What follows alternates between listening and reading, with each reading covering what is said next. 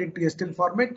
The STL format information will be interface with the computer or interface with the system of this 3D printing or additive manufacturing system, and that will be extracting the informations, and based on this UV beam will be deflected on the platform by using the servo controlled mirror. The servo controlled mirror, it will be deflecting the UV light. So how the UV light will be deflected? In the similar way, a pattern or the stereolithographic equipment, what it does is it will solidify local informations. So in the similar way, one layer will be totally solidified, and again similarly, the next step, what happens, this particular platform will go down, and again the next layer will be formed, and again next layer will be formed, like that. By layering technique, a 3D object of the whatever the CAD system we have created, that will be getting it. One thing. The second important thing is that what would be the accuracy we expect? The expected accuracy will be based on the thickness or layer thickness that will be controlled, and this the layer thickness can be controlled by the power supply to the UV beams techniques. Okay, UV beam or the controlled flow of this UV light over this into this bath will be controlled. So by controlling this, we can able to have required thickness or required lamination of this one. And now I was talking about the advantages, and it can able to build wherever it is not possible to do by a conventional method. Any very complicated shapes, those can be generated. One thing. And the surface finish will be of higher accuracy, so that we can use it for the physical model as well as the prototypes also we can use them. Okay, since this can be used for the functionality assembly. That means, for example, I want to use it as a gear directly. We can use that gear for the functionality, and some of the manufacturing process wherein the medical models we require to do, there also we can. And the vacuum casting, you know that the vacuum casting is one. Here we require the cavities have to be formed. The cavities have to be formed in the metals itself, the casting, not in the mud. So in that cases, we can use this particular method, a stereolithographic method, for the vacuum casting tools and some other the cavity tools we can able to do them. Okay, and under the features are of higher quality, as I told you, so that they can be used for any of the physical models as well as for the prototyping also. And now let me come to I think there are no doubts in this. Hoping that no doubts. And let me come to the FDM, fused deposition modeling. Fused deposition modeling. What is this fused deposition modeling?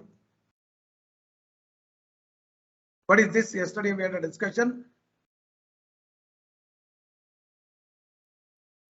Fused deposition modeling is your 3D printing machine itself. Please remember, fused deposition modeling or FDM, it is your 3D printing machine itself.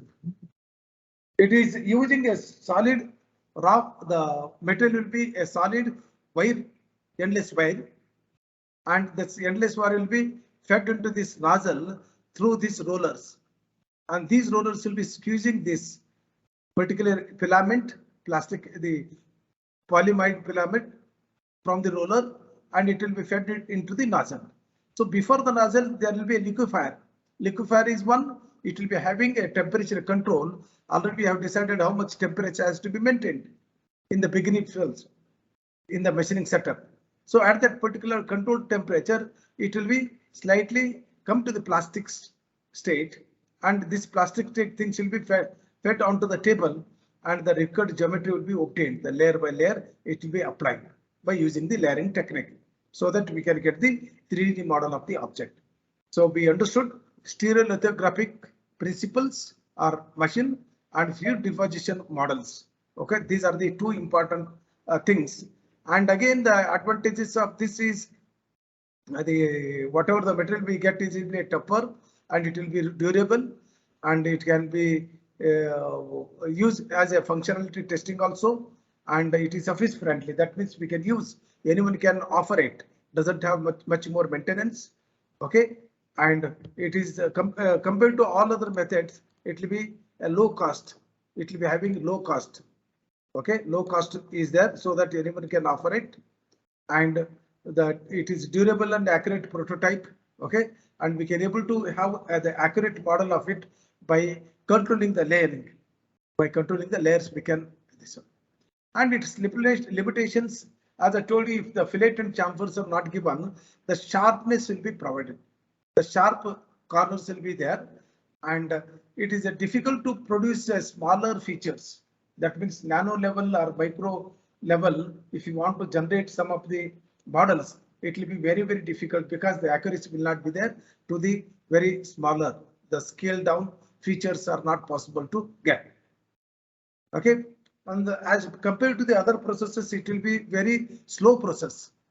And after all, again, if you are going to increase the number of layers, again it will be taking hours together.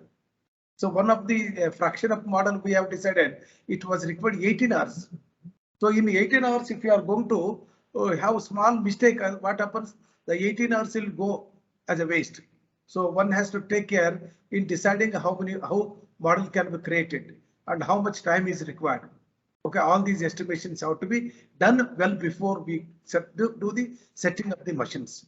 Okay, and applications where we are going to use, and we are going to use in the medical applications, and high stability quality parts we can do, and prototypes of the houses and prototypes for the testing. All these we can able to do by using the FDM, fused deposition. Fused deposition, what? Modeling.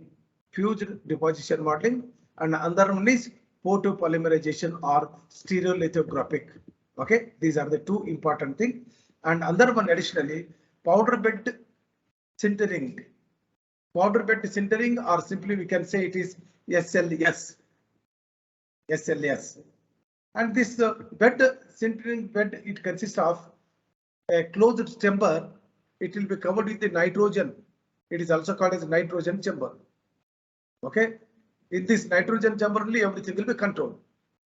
And here we are going to use the powder. We are going to use the powder of uniform grain size oriented with the similar shape and size. Okay, and this particular part of the bread within this, what happens once this particular platform can be moved up and down, that will be governed by DC servo systems. DC servo system. Here also what happens, we are going to use the UV light. The UV light will be made to reflect over this mirror. The mirror is rotating or redirecting this UV light to the required position based on what kind of model we require. And once it has been traced over this one, what happens? You can see that fused deposition modeling. Local heating, what happens? The fused deposition. So this particular powder will be fused together and it will be forming a solid structure or solid layer. And once after completing this particular solid layer, again it will be continuing the similar thing for the second layer, third layer, fourth layer, nth layer, like that in the Z direction. Okay, and vertical direction movement will be controlled by this table, the table which will be having already the powder, and what happens, this particular part will be fused together and it will be receiving the shape of what model we require. It is a kind of powder technology or powder metallurgy, you can say, powder metallurgy. And what are the advantages and disadvantages? Among them already I have discussed yesterday. The disadvantage is that the surface what we get will be just like a sandblast surface. That means the surface, some part of the neighboring powder will be fused together, forming a rough surface on this. So due to this, what happens? The surface will appears to be rough, and if you want to make the take it for the next processing, what you have to do, some kind of this roughness have to be removed by brushing and even by using the emery paper. This is one thing. It will be a time-consuming process. The second one, it is not possible to have controlled dimensions along the Z direction. Other one, okay, and along with that, you can see that the advantages, the wide range of metals can be used. We can see some of the polymers, okay, polymers, thermosetting and thermoplastic, thermosetting and thermoplastic. Thermoplastic will be used, not thermosetting. The thermosetting systems, what happens when you use them, it is not possible to melt them once again. Okay, and the next one, you can easily remove the supporting material. It will not come under the advantages. Anyhow, we can say it is as a advantage only. And applications where you can use them. If you cannot able to remember, you can write the prototype preparation, rapid tooling applications, and even the soft tooling and short run productions. We are going to use them. Their limitations. The limitations are. What are their limitations? The limitations, to certain materials only we can use them, just like nylon, polymers, metal powders, steel, titanium, composites, alloys, mixtures, and for almost all the metals we can use them. Okay, but it is not possible to control the accurate dimensions along the z direction as it appears. The surface appears to be sandblasted. Okay, this is one thing. Kindly go through them and